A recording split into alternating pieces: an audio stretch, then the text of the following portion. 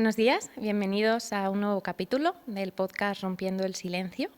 Hoy tenemos con nosotros a Gemma Sins, escritora de L'endemà de totes les nits. Te dejo que te presentes a tu gusto.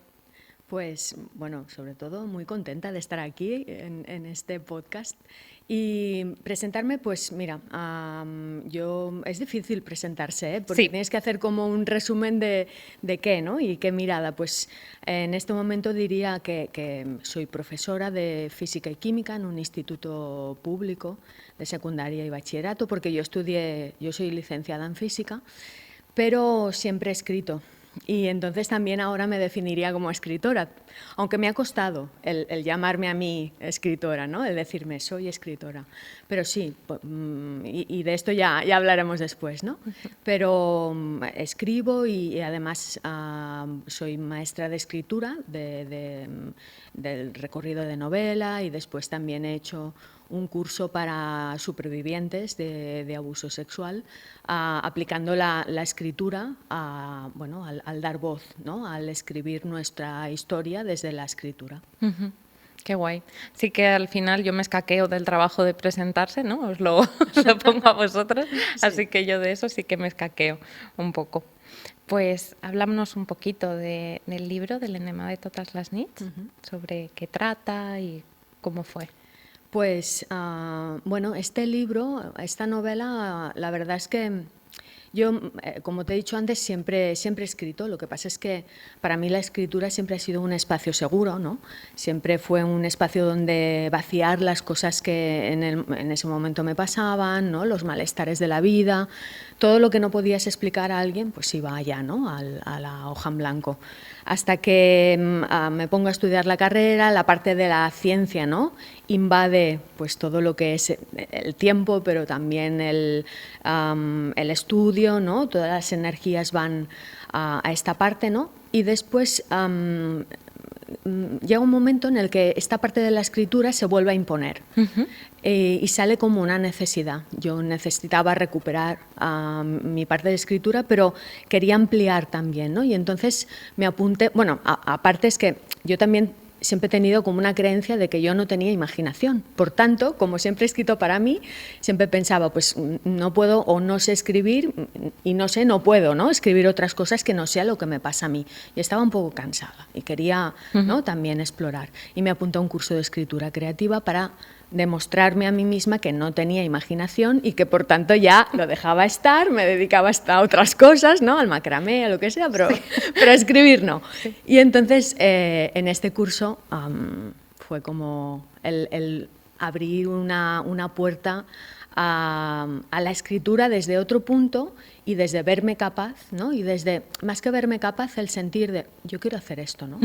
Y a partir de ahí empieza pues toda una formación en diferentes escuelas de escritura hasta que van haciendo la idea de escribir una novela, porque me apunto a un curso de novela sin querer escribir una novela. Y llega el momento de escoger el tema sobre qué escribirás, ¿no? A qué le dedicarás los años que requiere escribir una novela. Y aquí está la conexión con los temas que realmente a mí me importan, ¿no? Que se mantienen. Yo he acabado de escribir esta novela hace ya tiempo y sigo escribiendo y mis temas son los mismos. Son estos temas que al final son los que te mueven, ¿no? Con lo cual esta novela va creciendo y se nutre pues de mis experiencias, pero también de otras experiencias, ¿no? que vas recogiendo a lo largo de la vida, ¿no? También la escribo desde un punto de vista de exploración de cómo es escribir una novela. No sí. Mi vida, sino ficción, ¿no? Teóricamente ficción, ¿no? O utilizar la ficción, ¿no? para ir escribiendo también, ¿no? Y casi al final del recorrido de la escritura surge la opción de publicarla y también pues tuve que decidirlo, ¿no? De alguna manera. Sí. ¿Cómo es es curiosidad mía, cómo es escribir una ficción sobre unos hechos que te han pasado, pero escribirlos desde la novela? Pues el escoger la ficción es una decisión muy, muy meditada, porque yo siempre, cuando empecé a escribir la novela o pensar qué quería escribir, lo que sí que tenía claro es que no quería escribir mi historia. No porque no fuera importante, para mí era lo más importante, ¿no? Lo que a mí me había pasado tenía mucho peso, pero también sentía la necesidad de ampliar el foco, de no quedarme solo con lo mío, ¿no? Y claro, para escribir una novela, sea del tema que sea, exige un proceso de documentación, ¿no? Con lo cual, en mi caso, la documentación fue escuchar otras víctimas para ampliar este escenario, ¿no? Para nutrirme también de, ya que el tema que quería escribir era este, sabía tan poco que no fuera como vivencia personal, sino quería informarme, quería documentarme sobre todo cómo lo habían hecho otras víctimas, que al final yo creo que el proceso de escritura es un proceso muy paralelo al que vive una víctima de abuso sexual cuando identifica lo que le ha pasado y busca un camino para salir, ¿no? Para sanar, para reparar.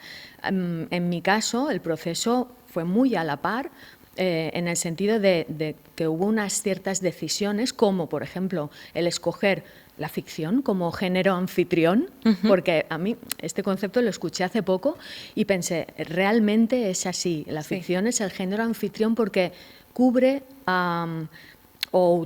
yo utilizo en este caso, en esta novela, la ficción para añadir, ¿no? Para añadir voces, sobre todo, a este tema que es tan importante y que yo creo que le tenemos que dar voz, creo, ¿no? Sí. Estoy convencida Totalmente. que lo que necesitamos ahora es dar voz, ¿no? A las víctimas. Totalmente, totalmente. ¿Y este proceso de escritura lo llevaste a la par con algún proceso terapéutico o te salió simplemente el escribir? No, yo el proceso terapéutico ya lo había acabado. Vale. Y bueno, si es que se acaba algún día, ¿no? Pero yo en ese momento pensaba que sí. Pero después escribiendo la novela, la verdad es que se movieron muchas cosas. Claro. Pero es curioso cómo la escritura de la novela, y yo creo que yo ahora que doy clases también de escritura, soy muy fan, por decirlo de una manera coloquial, de mirar a lo que nos ha pasado, ya sea un abuso o ya sea cualquier malestar o dolor, ¿no? o duelo que pasemos en la vida, desde un punto de vista literario. Porque la literatura hace que, como el proceso de reparación, hace que tengas que decidir muchas cosas. Por ejemplo, quién explicará esta historia, cómo la explicará, y el cómo es desde dónde. Desde la rabia, desde el duelo, desde la esperanza o desde el odio, ¿no? Tienes que posicionarte para decidir qué escribirás, ¿no? En este caso, como te decía, el tono que escogerás, ¿no? Y después toda esta serie de decisiones que vas cogiendo en el proceso hacen que tú también vayas cambiando. Y además, a mí me pasó así el hecho de, a medida que iba también detectando las preguntas que yo quería responderme escribiendo, porque al final para mí escribir es hacerme preguntas que van cambiando a lo largo del proceso, que no acabo de entender. Y en el caso del abuso sexual infantil hay una serie de preguntas que yo ahora, ¿no? Después de todo el proceso de escritura de la novela, me cuesta mucho de entender, ¿no? Y escribir también es poner orden, coge esta serie de preguntas, ¿no? Estas cosas que no entendemos o que no nos sabemos explicar y la intentamos explicar con esto, ¿no? Con el material que tenemos y desde donde queremos hacerlo, ¿no? Sí. Sí, te preguntaba justo lo de si era aparte del proceso terapéutico, porque a mí sí que cuando yo ya estaba con mi proceso, mi psicóloga sí que me animó a poder escribir y a poder utilizar la terapia narrativa precisamente para esto, porque para darle otra narrativa al final al abuso y a poder desarrollar las cosas de una forma diferente, porque también siento que muchas veces el discurso que nosotras tenemos aprendido sobre los abusos al final viene de un poco esta sociedad que culpa a la víctima, estos aprendizajes, ¿no? Y por mucho que lo cambiemos a nivel teórico, a veces quedan estos residuos. Pero yo sentí que cuando yo escribía sobre lo que me había pasado, sobre mi vida, sobre tal, me daba cuenta de cuando era injusta conmigo misma, ¿no? Y era capaz de corregir esa narrativa desde una parte más emocional, desde el corazón, desde dentro, desde ese discurso, que ese monólogo interno que interiorizas tanto, ¿no? Y poder darle esa vuelta a la narrativa es súper importante. Para mí también, yo creo que, bueno, es que hay muchas cosas, ¿no? En el proceso de escribir que ahora tú decías. La primera, el hecho de vaciar, ¿no? La hoja lo que te permite es crear este espacio seguro, ¿no? Que permite vaciar todo lo que quieres decir y que aún no has encontrado a lo mejor ni quién, ni dónde, ni cómo coger esta voz, ¿no? Cómo acceder a esta voz, primero íntima, pero después pública. Yo creo que el hecho de escribir también es como una preparación. Ahora venía hacia aquí pensándolo. A lo mejor también es una preparación para acceder a la voz pública. En el sentido, no pública como los medios de comunicación, sino pública como romper el silencio. O sea, yo escribo, me ordeno, ¿no? Sé qué quiero decir y cómo lo quiero decir, y al escribirlo entiendo, porque también tiene esta parte la escritura de que te hace entender muchas cosas, de cómo has actuado. A mí me pasó el cómo actué en ciertos momentos de mi vida, el ahora, ¿no? Me entiendo más en este momento. Y después tiene esta parte de crear nuevos relatos, porque nos hemos explicado el que nos ha pasado a lo mejor desde un tipo de narrativas que en automático, ¿no? Porque nos venían impuestas, ¿no? de la narrativa dominante de la sociedad, ¿no? Y esto aplicado a otros ámbitos, por ejemplo, los feminicidios, ¿no? ¿Cuánto tiempo hemos estado o se ha estado explicando este tipo de asesinatos desde los crímenes pasionales, ¿no? Cómo cambiar la narrativa hace que, como tú decías, ¿no? Nos hacemos justicia, pero además creamos otro relato, ¿no? Bueno, es que la culpa no era nuestra. Sí. Es que todas estos juicios, ¿no? Que nos hemos estado diciendo a lo largo de la vida nos han cambiado o nos han elaborado el relato. Sí. Yo creo que escribir también es cambiar el relato, ofrecer palabras, ¿no? Sí. Y también cambias también la narrativa y el narrador. Claro. Porque ya no solo el narrador, porque bueno, sí que lo veo como dos cosas, ¿no? El narrador dentro de quién narra la historia, dentro de que es muy importante también dar voces a los propios relatos de las víctimas y las supervivientes de cualquier tipo de abuso, ¿no? Porque sí que se crea un relato mucho más honesto, mucho más acercado a la realidad. Sobre todo también yo personalmente con él así siento que en los relatos públicos, dentro de muchas escrituras, películas que no salen de las propias víctimas o de gente que no se ha documentado muy bien, es como un relato tan derrotista, tan oscuro, tan que obviamente tiene la parte oscura, el abuso, ¿no? Pero siento que es morboso. Muchas veces cómo se trabaja, y que haya dos supervivientes aquí hablando de lo que ha pasado y de cómo se reconstruyen es como completamente alejado de lo que se proyecta te arruina la vida, estás roto para siempre, es lo peor que te puede pasar jamás de los jamases y ya está, y aquí termina. Y luego, por otra parte, ese cambiar de narrador también es cómo te hablas a ti misma, porque cambia desde dónde viene eso, ¿no? Cambia si te hablas desde el enfado, desde la frustración, desde la culpa, o si te hablas desde el cariño, desde explicar lo que te ha pasado, siendo empática contigo misma, entendiendo qué pasó, cómo te llegó eso, cómo te sentiste, cómo... Sí. También es súper importante. Sí, yo esto que decías también, el narrador, ¿no? En este caso, el cómo te dices las cosas y la necesidad también de escuchar otros relatos que hacen que modifiques este narrador interno que te explica las cosas, ¿no? Porque a veces, lo que decíamos, ¿no? Te lo has explicado desde un lugar, pero escuchar a otras víctimas, y yo creo que aquí también tiene la importancia de escribir, de hablar, de que entre todas creemos esta red, ¿no? Esta comunidad al final. Total. Porque hace que pongamos palabras y que el discurso que nos decimos cambie, el discurso, el relato. ¿no? Sí. También cambia, también Sí. nos miramos desde otro punto de vista Sí. más amoroso, Sí. más respetuoso con el trabajo o con los pasos que hemos hecho, ¿no?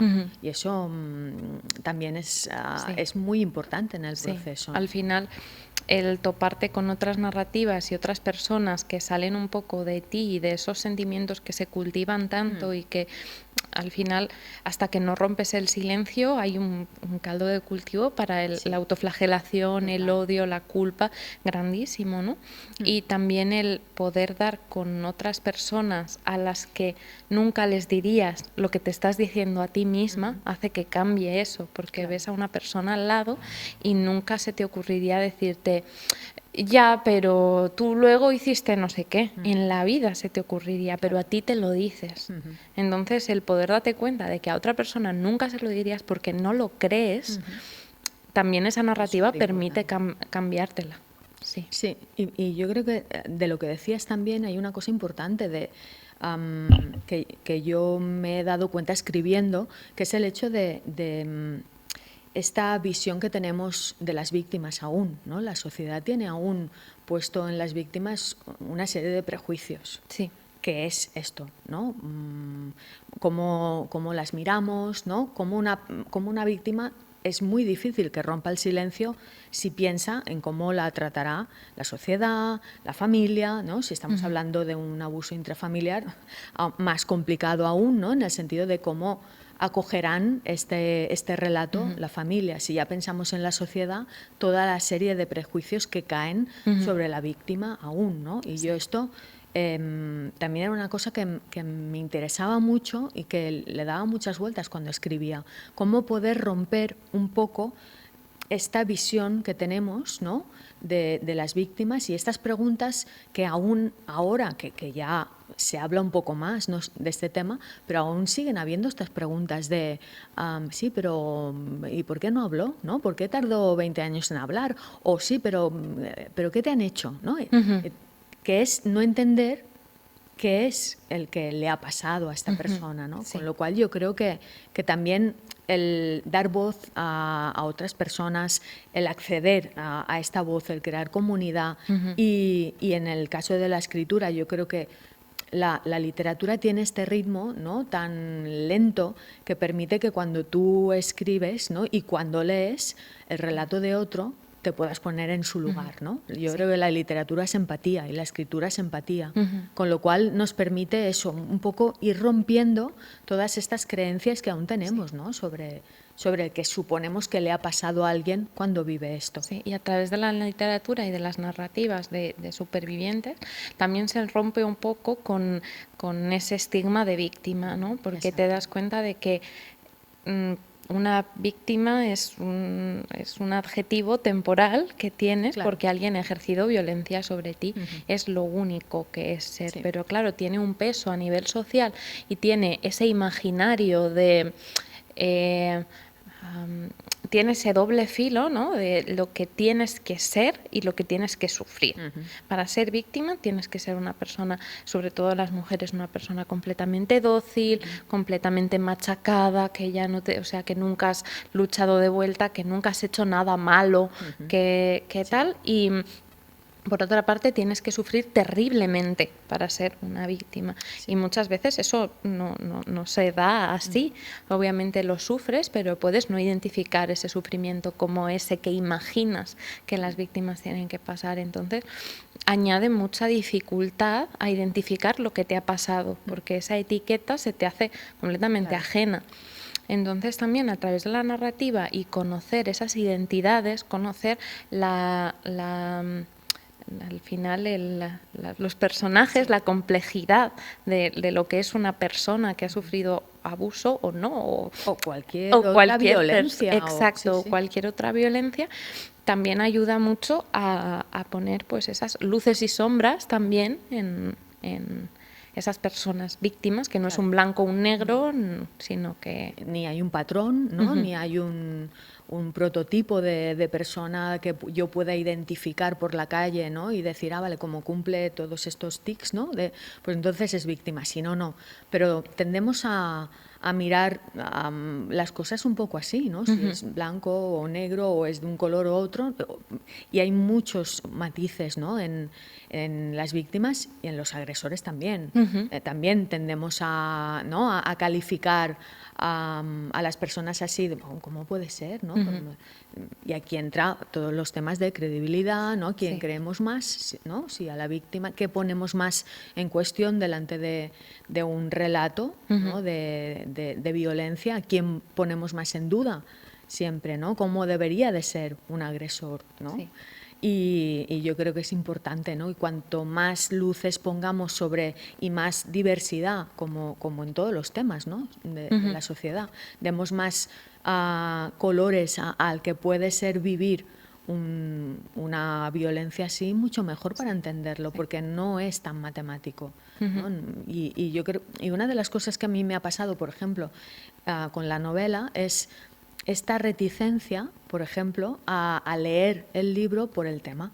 ¿no? Personas que están más alejadas, ¿no? Que no han sufrido este tipo de violencia o exactamente esta, porque también es una de las cosas que después recibes como lecturas de, bueno, es que yo de entrada me ha costado porque no era un tema que me resultara fácil, obvio, pero después me he dado cuenta que sin haber vivido esto me he sentido identificado en tal o en ciertas cosas, ¿no? Y sí que es verdad que hay una cierta resistencia a leer este libro por el tema que es, porque pensamos que será todo el rato sufriendo y oscuro, ¿no? Y ya te lo imaginas como una cosa de sufrir, y justamente yo lo que me importaba era poner el foco en el camino. Vale, nos ha pasado esto, pero ¿qué? Somos personas que también queremos recuperar la alegría, queremos recuperar nuestra vida, que por momentos nos la han un poco arrebatado en el sentido de las vivencias, ¿no?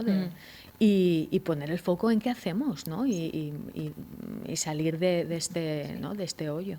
Y que al final muchas veces también lo que falta son referencias y referentes. Y referentes. Ya no referentes dentro de la imagen que se tiene como de una persona idealizada o lo que sea, pero sí que es cierto que si todas las narrativas que recibimos del abuso sexual infantil es esto te jode la vida y hasta aquí, y ya está, y ahora vas a estar triste para siempre, no vas a poder tener ni pareja, ni una vida sexual sana, ni una vida familiar sana, ni nada, ya está, hasta aquí. Ostras, pues es una carga y una mochila alucinante que dices que estamos puede impedir. Exacto, obviamente afecta, pero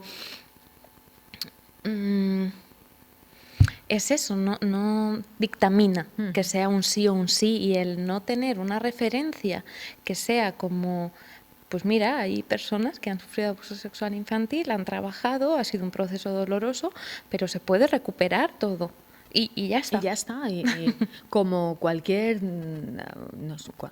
cosa complicada que te pasa a la vida, es que tampoco tenemos que sobredimensionar. Al final sí no vamos a quitarle importancia, ¿no? Y menos nosotras, pero realmente es de algo que se sale, ¿no? Que requiere un trabajo, como cualquier cosa que identificas que no te gusta o que va mal, ¿no?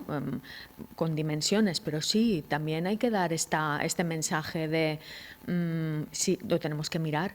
O sea, si no lo miramos, seguro que estará allá y seguro que no se solucionará, porque yo una de las cosas, no sé si a ti te pasa, pero una de las cosas que he aprendido en este camino es que por no mirarlo no va a desaparecer, al revés. Es cuando más lo miras que puedes domesticar, por decirlo así, un poco al monstruo, ¿no? Si ponemos aquí metáforas. Pero es cuando te sientas delante y lo miras a la cara que puedes decir, bueno, vale, pues ¿cómo salimos de aquí? Yo sé que tiene esta dimensión, yo sé que tiene este tamaño, por tanto tendré que abordarlo, ¿no? Cuando no lo miramos, o yo en mi vida cuando no lo he mirado, ni ha desaparecido, ni ha disminuido, ni me ha hecho menos daño. Yo creo que aquí lo importante, como todo, es qué me va bien a mí, ¿no? ¿Qué puedo hacer? Y es el mirarlo como persona individual que mira su historia y también como sociedad, porque yo una de las cosas que más he aprendido y que con más sorpresa viví al iniciar un poco este camino, cuando por fin pude verbalizarlo y esto, claro, eso es un tema, ¿no? Y yo muchas veces pues sí que lo he hablado con amigos, en cualquier espacio yo lo tengo muy normalizado y sí que también de otras personas, y tengo la suerte de que siempre ha sido el de respeto, pues salen dudas y preguntan un poco sobre este tema, oye, ¿cómo estás? ¿Cómo lo has llevado? Un poco eso. Lo que más me he dado cuenta es que ocupar estos espacios sociales o simplemente espacios con más personas y hablar de esto hace que otras personas detecten qué ha pasado. O sea, y es una cosa brutal la cantidad de personas que han pasado abuso sexual infantil y la fuerza que tiene que alguien pueda hablar de ello. Yo he llegado a hablar de ello en comidas con amigos y acercárseme a la madre de un amigo a decirme, oye, pues si yo creo que me ha pasado, y poder hablar con esa persona y poder poner esa luz. Sí. Yo creo que la importancia es esta. Yo es una de las cosas que el proceso de publicar la novela, es decir, cuando ha salido a la luz, ¿no? Que piensas que ya ha acabado, ¿no? Y me doy cuenta que va cogiendo capas. Y una de las capas, para mí, alucinante, es constatar esto. Es decir, cuanto más hablas de este tema, primero, más palabras añades al vocabulario de la comunidad y parece, es que es complicado también, yo creo, no entenderlo, pero sí explicarlo, ¿no? En el sentido de, las palabras existen, las palabras las tenemos vocabulario, tenemos el lenguaje, pero a veces las palabras no aparecen y no hacemos la conexión de, como tú decías, esto que yo he vivido es un abuso. Eso cuesta mucho de identificar, es un proceso muy complicado, con lo cual cuando hablas del tema, yo cuando hago presentaciones o ahora los clubs de lectura, más de una vez me ha pasado en un club de lectura que alguien se atreva, que se crea también estas atmósferas tan bonitas y íntimas y especiales que son sobre todo mujeres, porque normalmente es así, y se ha creado pues también este clima de que alguien coja la palabra y diga, yo es la primera vez que cuento esto y leyendo el libro me he dado cuenta que yo lo que viví es un abuso. Y es esta importancia que tiene, ¿no? El hecho de hablar del tema, porque permite que otras personas identifiquen. Y no es tan inmediato. Yo creo que es lo que más cuesta, creo, de entender fuera digamos, de las personas que no han sufrido esto, porque creemos que la identificación es inmediata y si nos vamos ya a los niños y las niñas pequeñas, aún se multiplica, ¿no? Un niño o una niña que sufre un abuso intrafamiliar, por ejemplo, o es igual, ¿no? Pero intrafamiliar creo que es aún añade más capas, ¿no? No puede o no tiene, mejor dicho, no tiene la palabra para decir esto que estoy viviendo es tal. Con lo cual llega a la edad adulta muchas veces sin hablar con nadie, ¿no? Y yo creo que ahora, cuando somos adultas, aún, ¿no? El proceso de que de los referentes, ¿no? De escuchar a alguien y decir, esto a mí me ha pasado y tiene este nombre. Es muy importante y creo que es muy necesario, ¿no? Porque hace comunidad, ¿no? Sí, a mí yo coincido completamente con lo que dices.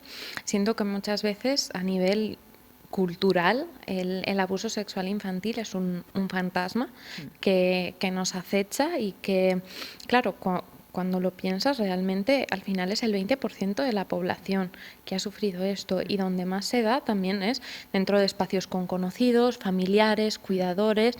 Es el lugar donde las cifras hablan, que es donde más se da.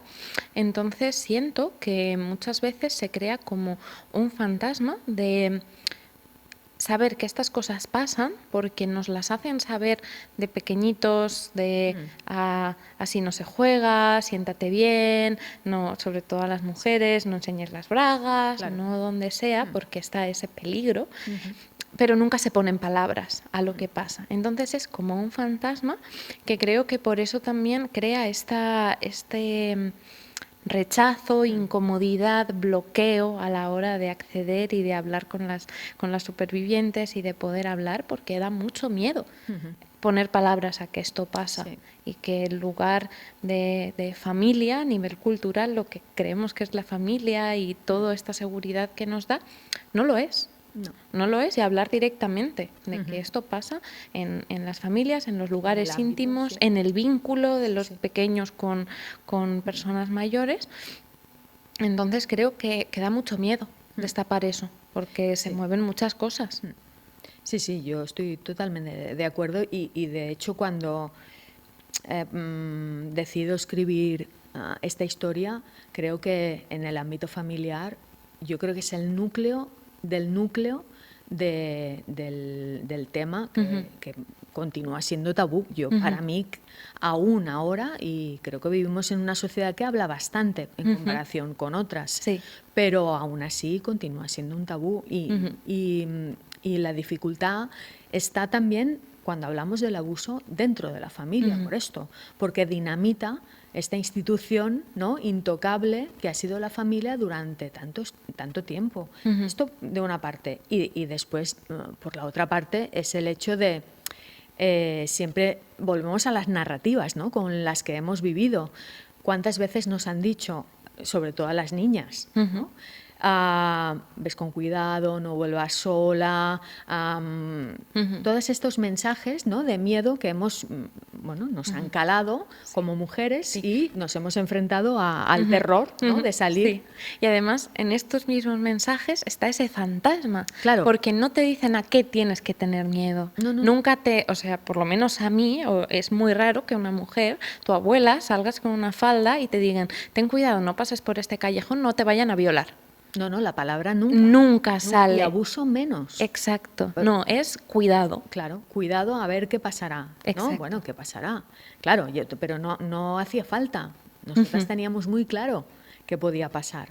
Estaba clarísimo, pero la palabra no existía. Exacto. Pero si además le sumas el añadido, que yo lo encuentro por el tema del lenguaje, lo encuentro muy interesante y muy bestia a la vez, ¿no? El hecho de que todos estos mensajes ponían el foco fuera.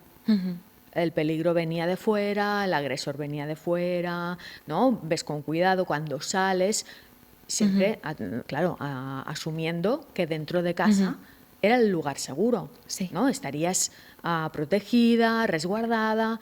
¿Y qué pasa cuando lo que pasa está dentro, ¿no? Cuando el agresor está dentro? Aún es peor, o sea, en el sentido de cómo identifico que esta familia, que teóricamente las personas que me tienen que cuidar, me tienen que mantener segura o que yo puedo confiar, me agreden. Entonces, ¿esto qué es? Y viene la confusión. Exacto. ¿No? Y más en un niño, una niña, en una criatura, ¿no? ¿Cómo puedo solapar estas dos cosas? Que lo que me está pasando, que yo sé, porque mi cuerpo me dice que no está bien, ¿no? Esto realmente es una agresión. Es imposible. Una criatura no puede hacer esto. Con lo cual, ¿no?, es lo que decíamos, aunque el 80% con datos, ¿no?, de los abusos sexuales infantiles vienen del ámbito, del entorno más cercano de la víctima, y entonces esto es la familia, ¿no? De esto no hablamos, ¿no? Y no nos ponemos con esta institución, ¿no?, que es la familia, que parece que no podamos tocar para nada y que todo tiene que estar bien y no sé, Sí. esto también Sí. tendríamos que hablar. Sí.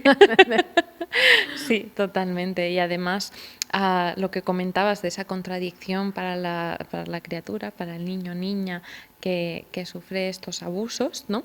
También llega más difícil todavía cuando es en etapas que no tienes palabras. Ya no tienes Exacto. palabras. Nosotros creamos la realidad y nos explicamos la realidad y vivimos la realidad a través de las palabras, el lenguaje es una de las formas principales que tenemos, ¿no? De desarrollar lo que nos pasa. Claro. Y creo que también se recupera mucho poder a través de la narrativa cuando puedes ponerle palabras a quizás las sensaciones, el dolor, a todo lo que esa niña sentía, ¿no?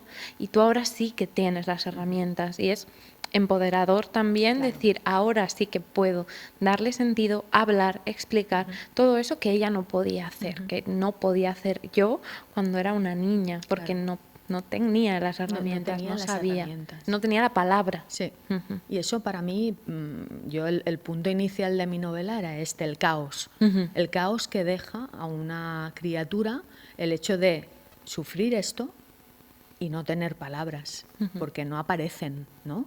Con lo cual bueno, ¿qué hace? ¿No? Esta criatura pues hace lo que puede y después nosotras, ¿no? Cuando la criatura llega a la edad adulta ya se intentará explicar lo que le ha pasado desde otras narrativas, pero es que también se añade el hecho que hablábamos, ¿no? de que muchas veces las narrativas desde las que nos hemos explicado lo que nos ha pasado han neutralizado, han naturalizado la violencia con frases de, bueno, es que esto, por ejemplo, en el caso de la protagonista de la novela, que está en el ámbito familiar, entre hermanos, padres, bueno, es que esto en la familia pasaba.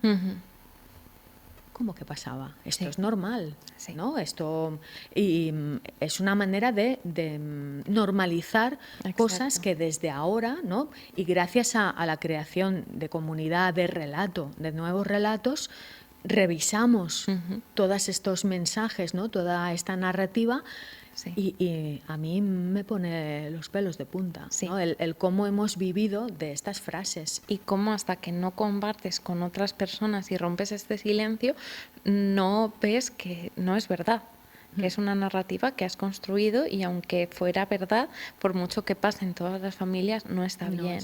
Yo, por ejemplo, bueno, mi agresor fue mi padre, ¿no? Que también era una persona que era muy violenta físicamente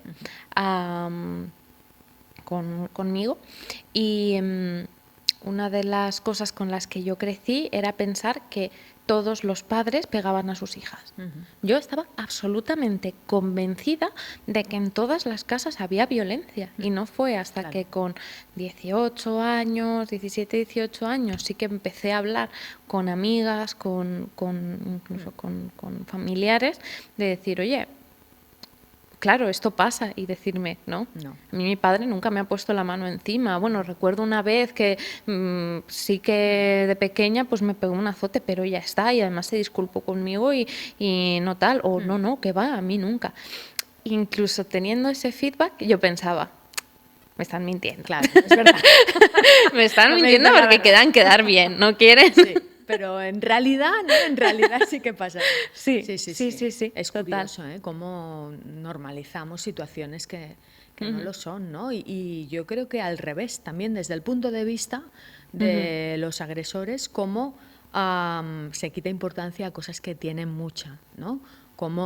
Pero evidentemente yo no daré ni espacio ni voz, ¿no? A los agresores, ni quiero, ¿no? Porque lo importante son las víctimas. Pero sí que es verdad que pasa también, ¿no? El hecho de, bueno, pues tampoco era para tanto, ¿no? Esto, ¿no? Te pones así.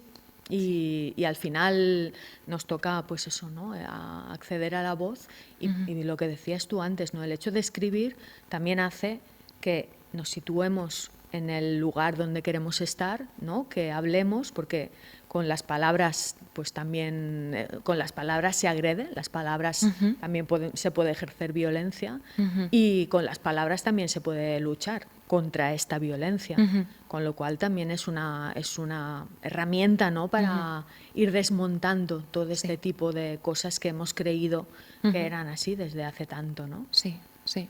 Total, y es una manera también de coger ese poder de vuelta, ¿no? Ese poder que también te hace creer que no era para tanto.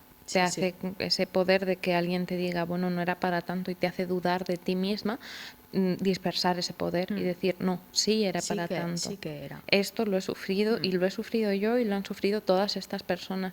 Y a todas estas personas les ha dolido mucho. Y a mí.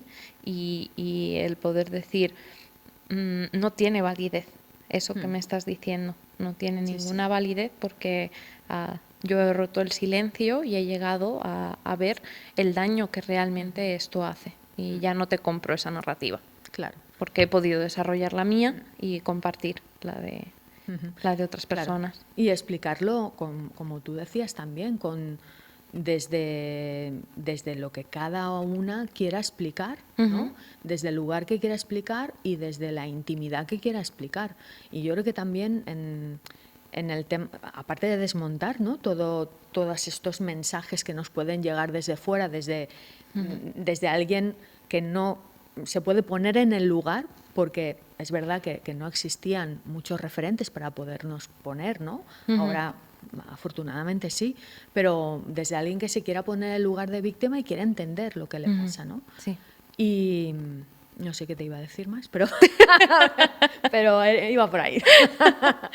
Sí, al final también, o sea, como seres humanos necesitamos estas referencias, sobre todo de cosas sociales o de cosas de así, como para saber qué pasa. Quiero decir, tú aprendes lo que es un desengaño amoroso a través también de la televisión, de las noticias, pues de ver a otras personas, presenciarlos y se construye todo esto, ¿no? Cuando lo que te pasa no está en ningún lado, no sabes qué hacer con ello. O sea, no hay una pauta, no hay un camino, que luego al final cada una tenemos el nuestro, pero no hay un nada, hay un vacío. Hay un vacío. Y dentro de ese vacío puede crecer tanto cosas muy bonitas si consigues esa ayuda, como cosas muy feas si te quedas a oscuras. Y ese es es uno de los mayores peligros que también hay. Sí. A mí esto era una cosa que me obsesionaba cuando yo hice mi propio proceso y cuando lo escribía. Y yo creo que la necesidad de escribir viene por aquí, el dejar escrito el camino. No para que le sirva a nadie, sino para guardarlo yo, ¿no? Yo necesitaba guardar esto porque abriéndolo yo había sentido este no existir camino delante, ¿no?, de ti, sino lo veías detrás, cuando ya habías como estar en una selva, ¿no?, tupida, que no ves nada y tener que ir abriendo, ¿no?, el hueco para pasar. Yo me sentía así. Y al ponerme a escribir sobre el tema, también, eso que te explicaba antes, ¿no?, el proceso de documentación fue buscar testimonios y no encontraba. Es que es muy bestia. Sí. El pensar, bueno, yo con las cifras en la mano, yo miro a las personas que tengo a mi alrededor y no conozco a nadie que le haya pasado. No puede ser. Y los primeros testimonios que encuentro, que afortunadamente o desgraciadamente, pero en ese momento en el que yo empiezo a escribir, salta uno de los casos más importantes mediáticos, ¿no?, de uno de los colegios, ¿no?, donde hubieron más casos en Barcelona. La radio, algunos programas de radio empiezan a dar testimonio a las víctimas. Pues para mí fue un tesoro, en el sentido de escuchar otras personas cómo lo explicaban, desde dónde lo explicaban, qué palabras utilizaban para que escogían, ¿no?, porque era el lenguaje también, ¿no?, qué palabras escogían para explicar su proceso. Sí. Y todo eso hacía que yo iba armando este camino que estaba nutrido por el mío, pero que yo lo que necesitaba también era otras voces, ¿no?, para añadir verdad al libro. Y verdad es el testimonio de los demás también, no realidad, verdad, porque al final, ¿no? Lo que tú explicas aquí o lo que cuando hablamos de este tema es construir esta verdad, ¿no? Que compartimos. Sí. Pero sí, es muy, para mí fue como un shock darme cuenta de que no conocía a nadie que le hubiera pasado, ¿no? Sí, sí. Sí, sí. Total. Bueno, por suerte eso ya no pasa. No, y al ya final no nos pasa, ¿no? Sí. Y tenemos una comunidad en la que podemos Total. confiar y dejarnos caer, que Sí. también es muy importante. Total, sí. Porque una de las cosas que también son dolorosas, y no me va a dar tiempo a desarrollar este tema porque estamos ya un poquito, pero en también las víctimas y supervivientes es que tú te lo guisas y tú te lo comes. Total. Y tú abres ese camino y tú al final también tienes que guiar a las personas que, Sí. ya sea pareja, amigos y familiares, que aunque Sí. desde todo el amor y que están las personas que con todo este amor te quieren sostener, Pero no saben. pero no saben. Y al final existe también esa soledad y ese dolor de sí sentirte acuerpada y arropada por estas personas que te quieren mucho y que les gustaría hacer todo, pero no saben. Y tienes que ser tú la que lo inventa. Y tienes que ser tú la que guía a estas personas, y dejarte caer es más doloroso, porque no saben qué cojín necesitas. Sí. Yo en eso también, una de las cosas que utilicé para escribir y que me sigue funcionando y es como mi brújula, ¿no? Es el guiarme por el cuerpo. ¿No? Está aprender como a confiar. Aprender no es aprender, es no lo ves, ¿no? Es decirte a ti misma, no lo escuchas. Esta intuición que viene de dentro, ¿no? Y que te sirve para saber cómo estás, para responderte a qué necesitas y para escribir. Para mí es la misma intuición que me lleva a escribir y que me hace preguntarme en el momento, ¿no? de terapéutico o de escritura, ¿qué sigue ahora? ¿No? Sí. ¿Qué paso necesitas dar ahora? Y para mí fue el encontrar, el escuchar de verdad esta voz interior, porque es así, todas la tenemos, pero a lo mejor no le damos el valor, ¿no? Sí. Creemos que el camino tiene que estar fuera. Yo lo creía así, yo pensaba que el camino estaría fuera, que alguien me diría en un momento determinado, no, mira, si haces esto, esto y esto, te encontrarás mejor. Y no, al final, bueno, o a mí me funciona el preguntarme yo ahora qué necesito, escucharme, qué me va bien, qué no me va bien, ¿no? Hasta dónde quiero hacer las cosas, de qué manera. Y yo creo que es el respeto, ¿no? Hacia una misma y el respeto y el poner en valor, ¿no? El honrar todo lo que hemos hecho para estar aquí, ¿no? Totalmente, totalmente.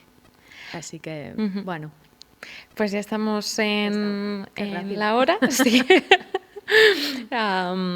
¿Quieres comentar, poder despedirte, comentar dónde la gente puede encontrar este libro? Y sí, espacio.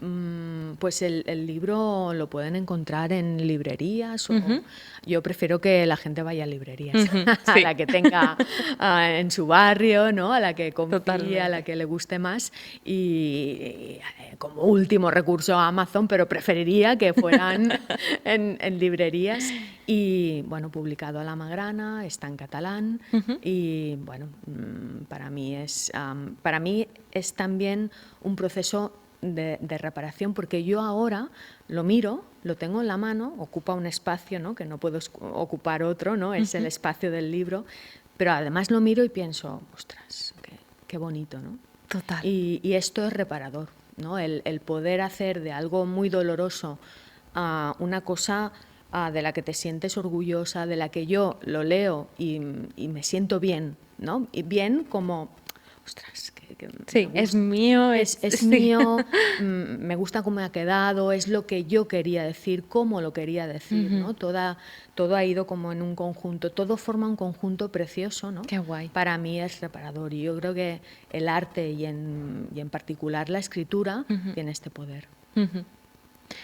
Perfecto, pues muchas gracias por haber venido, ha sido genial tenerte aquí y bueno, a las personas que nos estén escuchando, muchas gracias por escucharnos y os veremos en el próximo episodio de Rompiendo el Silencio. Un abrazo.